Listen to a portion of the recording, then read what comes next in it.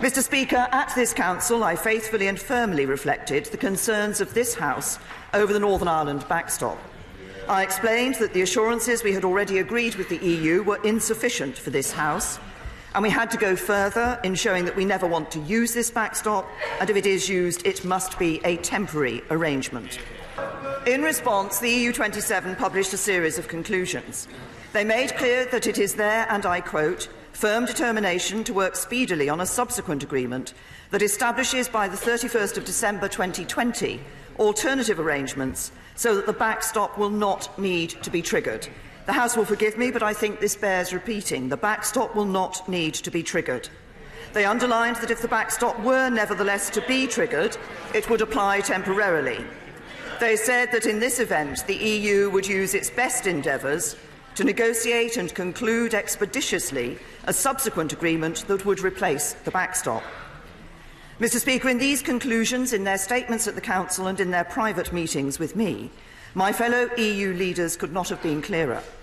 They do not want to use this backstop. They want to agree the best possible future relationship with us. There is no plot to keep us in the backstop. Indeed, President Macron said on Friday, quote, "We can clarify and reassure. The backstop is not our objective, it is not a durable solution, and nobody is trying to lock the UK into the backstop. But it is now only just over 14 weeks until the UK leaves the EU, and I know many members of this House are concerned that we need to take a decision soon. Am I right?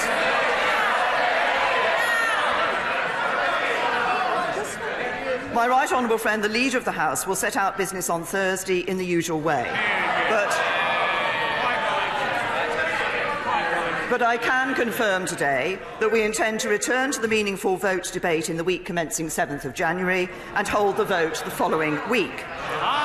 Finally, let us not break faith with the British people by trying to stage another referendum. Another vote which would do irreparable damage to the integrity of our politics.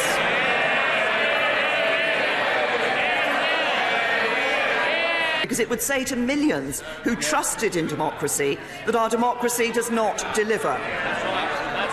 Another vote which would likely leave us no further forward than the last. And another vote which would further divide our country at the very moment we should be working to unite it. And let us not follow the Leader of the Opposition in thinking about what gives him the best chance of forcing a general election. For at this critical moment in our history, we should be thinking not about our party's interests, but about the national interest.